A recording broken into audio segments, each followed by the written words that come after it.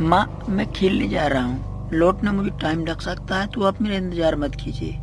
आज मैं अपने दोस्तों के साथ बहुत मस्ती करने वाला हूँ और उनके साथ बहुत सारे खेल खेलने वाला हूँ। और इतना कहकर मोहन अपने दोस्तों के साथ खेलने के लिए निकल जाता है और उस गुफा के पास पहुंच जाता है, जो कि वास्तव में एक शापित गुफा थी। कहते हैं कि इस गुफा के अंदर जो भी जाता है वह कभी वापस नहीं आता। वह एक शापित और रहस्यमयी गुफा थी, लेकिन गांव के लोगों के बारे में उसको इसके बारे में पता नहीं था। वह इसको एक मामूली गुफा समझ रहे थे।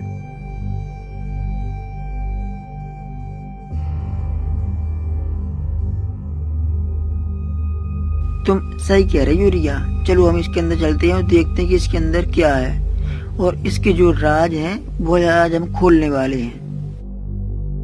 और इतना कहकर मोहन और रिया दोनों गुफा के अंदर चले जाते हैं। लेकिन उन दोनों को क्या पता था कि उनके साथ अंदर क्या होने वाला है। जो रास्ते इनको अंदर ले जा रहे थे वह रास्ते इनको कभी बाहर नहीं ला सकेंगे। वह लड़की और लड़का दोनों उस गुफा के अंदर हमेशा के लिए फंसे रह गए और कभी दोबारा से वे बाहरी खुले आकाश की तरफ नहीं निकल सके और हमेशा के लिए उसे गुफा में कैद हो गए।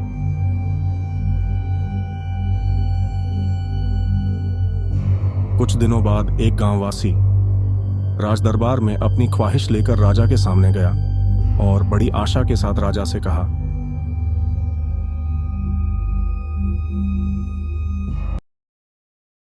महाराज, मैं आपके नगर का छोटा सा वासी हूँ। महाराज, मैं अपने जानवरों को अपनी जान से ज्यादा चाहता हूँ और उसी से मेरी जिंदगी का गुजर बसर हो रहा है। पूरी परिवार का खाना पीना, आप समझो महाराज, पूरी जिंदगी इसी जानवर पर टिकी हुई है महाराज। और महाराज, कल के दिन मैंने अपने जानवरों को चरने के लिए छोड़ा दिया था और महाराज शाम होने के बाद पूरी रात हो गई, लेकिन वह जानवर अभी भी घर पर नहीं आए। महाराज, कृपया करके मेरी जानवरों को ढूंढने में मदद करो। वह सिर्फ जानवर ही नहीं महाराज, मेरी दुनिया है। मैं बहुत परेशान हूँ महाराज। प्लीज महाराज, मेरी जानवरों को ढूंढने में मदद करो महाराज। आपके जानवर बहुत जल्द मिल जाएंगे। हम अपने सैनिकों को आदेश देते हैं कि आपके जानवरों को किसी भी स्थिति में कल तक आपके पास ढूंढकर पहुंचा दिए जाएं। महाराज, कल इनकी गाय को मैंने श्रापित गुफा के सामने देखा था और महाराज, सुना मैंने कि उस श्रापित गुफा के अंदर जो भी जाता है ना, वह कभी वापस नहीं आया। महाराज, उसके अंदर जाने का रास्ता तो है, लेकिन उस श्रापित गुफा से बाहर निकलने का रास्ता किसी को नहीं मालूम। महाराज, वह एक रहस्यमय गुफा है। शायद उसी में इसके जानवर चले गए हों और हमेशा के लिए गायब हो गए हों। क्या सैनिकों, तुम भी कैसी बात करते हो?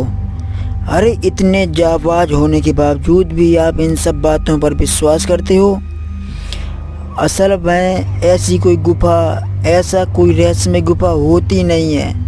ये सिर्फ इतिहास के पन्नों में अच्छी लगती हैं, असल जिंदगी में नहीं। भला ऐसे कैसे हो सकता है कि कोई गुफा के अंदर जाने का रास्ता हो और उस गुफा से बाहर आने का कोई रास्ता ही ना हो?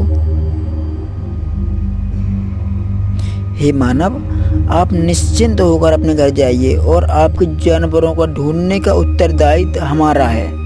हम अपने सैनिकों को अति शीघ्र आपके जानवरों को ढूंढने का आदेश देते हैं।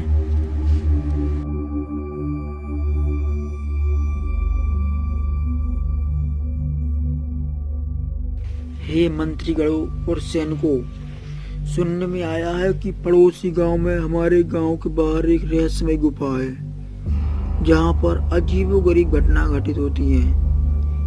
कहीं किसी के जानवर गायब हो रहे हैं तो महाराज, मैं आपके नगर का छोटा सा वासी हूँ।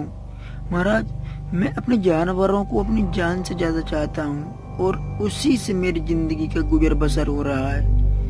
पूरी परिवार का खाना पीना, आप समझो महाराज, पूरी जिंदगी इसी जानवर पर टिकी हुई है महाराज। और महाराज, कल के दिन मैंने अपने जानवरों को चरने के लिए छोड़ा दिया था और महाराज शाम होने के बाद पूरी रात हो गई, लेकिन वह जानवर अभी भी घर पर नहीं आए। महाराज कृपया करके मेरी जानवरों को ढूंढने में मदद करो। वह सिर्फ जानवर ही नहीं महाराज, मेरी दुनिया है। मैं बहुत परेशान हूँ महाराज, प्लीज महाराज मेरी जानवरों को ढूंढने में मदद करो महाराज। आपके जानवर बहुत जल्द मिल जाएंगे। हम अपने सैनिकों को आदेश देते हैं कि आपके जानवरों को किसी भी स्थिति में कल तक आपके पास ढूंढकर पहुंचा दिए जाएं। महाराज कल इनकी गाय को मैंने श्रापित गुफा के सामने देखा था और महाराज सुना मैंने कि उस श्रापित गुफा के अंदर जो भी जाता है ना वह कभी वापस नहीं आया। महाराज उसके अंदर जाने का रास्ता तो है, लेकिन उस श्रापित गुफा से बाहर निकलने का रास्ता किसी को नहीं मालूम। महाराज वह एक रहस्यमय गुफा है। शायद उसी में इसके जानवर चले गए हों और हमेशा के लिए गायब हो गए हों। क्या सैनिको, तुम भी कैसी बात करते हो? अरे इतने जाबाज होने के बावजूद भी आप इन सब बातों पर विश्वास करते हो? असल में ऐसी कोई गुफा, ऐसा कोई रहस्यमय गुफा होती नहीं है। ये सिर्फ इतिहास के पन्नों में अच्छी लगती हैं, असल जिंदगी में नहीं। भला ऐसे कैसे हो सकता है कि कोई गुफा के अंदर जाने का रास्ता हो और उस गुफा से बाहर आने का कोई रास्ता ही ना हो?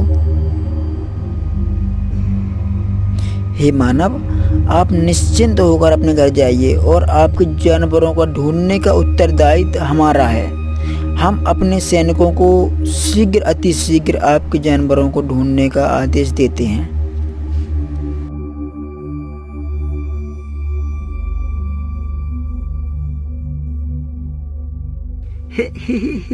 कितनी शानदार गुफा है।